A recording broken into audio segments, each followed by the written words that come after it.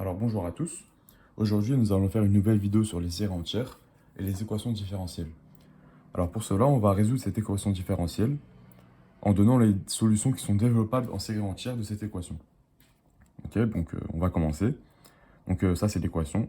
On va 1 moins x carré y prime moins alpha xy égale 0 avec alpha à paramètre réel. Et pour commencer, on va dire que si soit y solution de e qui est développable en série entière, on va noter yx égale la somme des an x puissance n. Ok, ben, vu qu'elle vérifie e, ça équivaut à ce que... Nous, notre objectif, c'est de déterminer la suite AN. Donc, d'après eux, ça équivaut à ce que... Alors, 1 moins x carré y prime. Ben, du coup, je dérive terme à terme la série entière.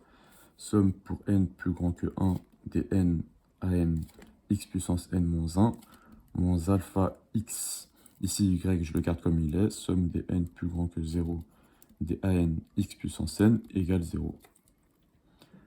Ensuite, je rentre tous les termes dans la somme. Du coup, ça équivaut à ce que, ici je développe, ça fait somme pour n plus grand que 1, des n à n x puissance n moins 1, moins somme pour n plus grand que 1, des n à n x puissance n plus 1, moins somme pour n plus grand que 0, des alpha à n x puissance n plus 1 égale 0. Donc ici, j'ai tout rentré. Maintenant, on veut tout ramener à du x puissance n. Ici, j'ai x puissance n moins 1, ici n plus 1, ici n plus 1. C'est-à-dire que je vais devoir faire des changements de variables. Du coup, ça équivaut après changement de variable. Ici, j'ai n moins 1. Du coup, j'ai somme pour n plus grand que... Ici, ça part de 1. Du coup, je vais partir de 0. Des n plus 1 à n plus 1 x puissance n. Moins, ici, j'ai du n plus 1. La somme part de 1. Du coup, ça fait somme pour n plus grand que 2 des n-1 à n-1 x puissance n, moins somme pour n plus grand que, ici j'ai du n plus 1 et la somme à part de 0, du coup somme pour n plus grand que 1 des alpha à n-1 x puissance n égale 0. Ok. Maintenant j'ai x puissance n dans chaque somme, c'est-à-dire que je mets tout dans la même somme et je factorise par x puissance n. Du coup ça équivaut à ce que somme pour n plus grand que... Alors, ici, j'ai la somme, elle commence à 0. Ici, elle commence à 1. Ici, elle commence à 2. C'est-à-dire que tous les termes communs, ils sont à partir de 2. Du coup, j'ai terme somme pour n plus grand que 2 des x puissance n. Qu'est-ce que j'ai? J'ai n plus 1 à n plus 1 moins n moins 1 à n moins 1 moins alpha à n moins 1. Ok. Et ici, vu que j'ai sorti le zéroième et le premier terme, ici le premier terme, je les mets en dehors de cette grosse somme. Du coup, j'ai plus A1 x, oui, A1 x puissance 0.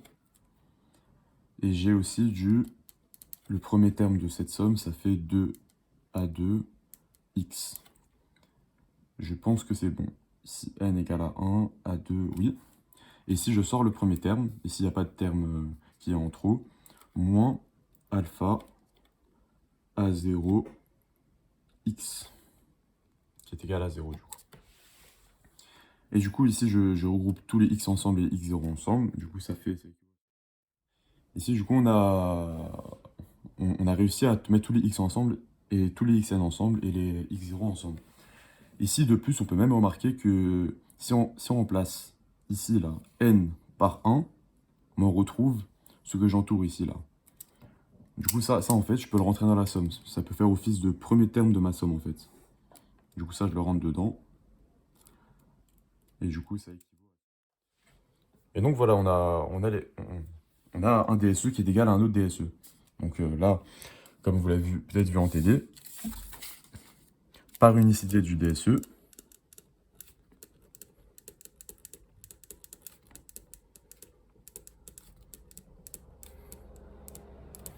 ça, il faut l'écrire sur la copie. C'est pour ça que je l'écris en majuscule ici. Mais du coup, qu'est-ce que j'ai? J'ai pour tout n plus grand que 1. Mais du coup, j'ai cette suite qui est égale à 0, du coup. n plus 1 à n plus 1 moins a n moins 1 n moins 1 moins alpha égale 0. Et j'ai aussi le terme en 0, A1 qui est égal à 0. Ok. Et du coup, qu'est-ce que ça équivaut? Ça équivaut à ce que... Alors là, je vais faire un petit décalage parce qu'ici, j'ai du AN-1, ici, j'ai du AN plus 1. Du coup, moi, je vais avoir du AN et du AN plus 2. Du coup, c'est pour tout n plus grand que 0. Qu'est-ce que j'ai? J'ai du n plus 2 AN plus 2 moins AN n moins alpha égale 0. Et donc ça encore, comment je peux l'écrire? Je peux l'écrire AN plus 2 égale à AN n moins alpha sur n plus 2. Et bien sûr, A1 qui est égal à 0. Ok, ensuite, on voit bien que le terme AN plus 2, il dépend de AN du coup. Ok.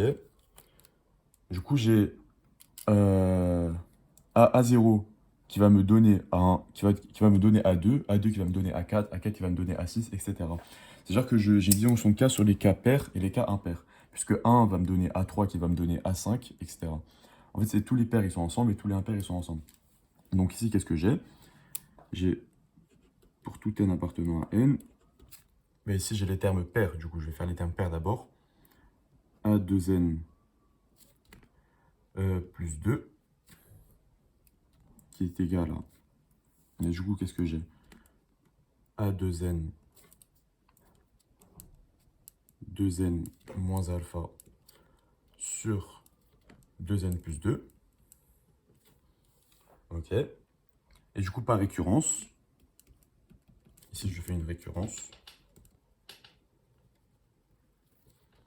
Et ça, c'est égal au produit pour les cas allant de 0 à n, je crois, ouais, n, des 2k moins alpha sur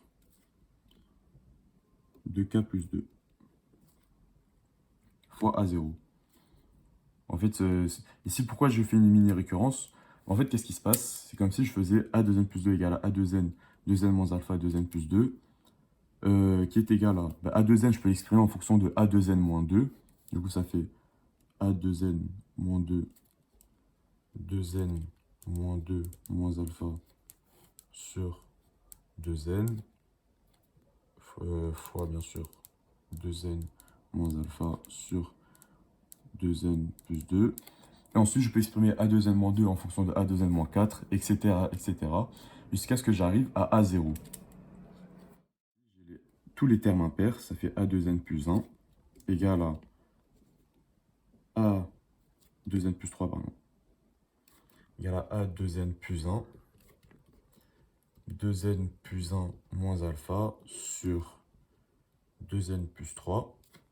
Et du coup, par récurrence, de la même manière, G qui est égal au produit pour k allant de 0 à n des 2k plus 1 moins alpha sur 2k plus 3 A1. Sauf qu'on a dit que A1 elle était égale à 0. Et du coup, vu qu'ici on a le 1 qui multiplie par tout ça, du coup qui est égal à 0. Donc en fait, qu'est-ce qu'on conclut? On conclut que tous les termes impairs de la suite A sont nuls. Maintenant, tous les termes pairs, ils s'écrivent de cette manière. Et du coup, qu'est-ce qu'on en déduit? Ici, on peut un peu simplifier cette écriture. Et du coup, ça équivaut à ce que pour tout n appartenant à n,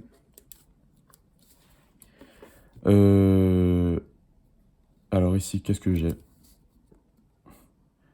J'ai les a de 2n.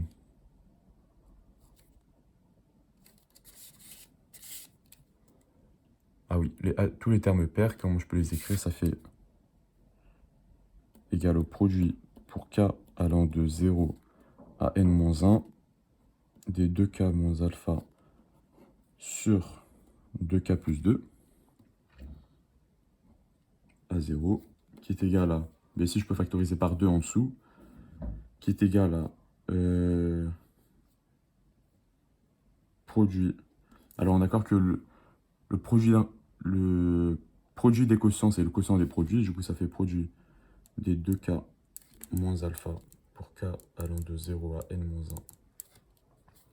sur produit pour k allant de 0 à n-1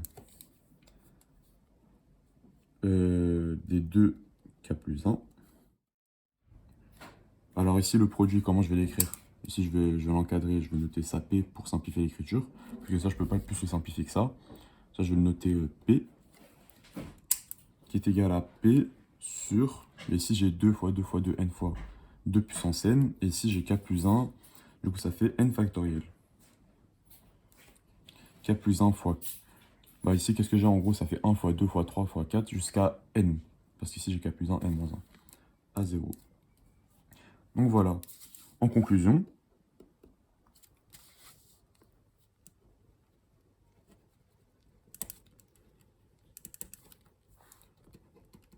pour tout n appartenant à n, j'ai A de 2n qui est égal au produit, qui est encadré en rouge ici, sur 2 puissance n, n factoriel à 0.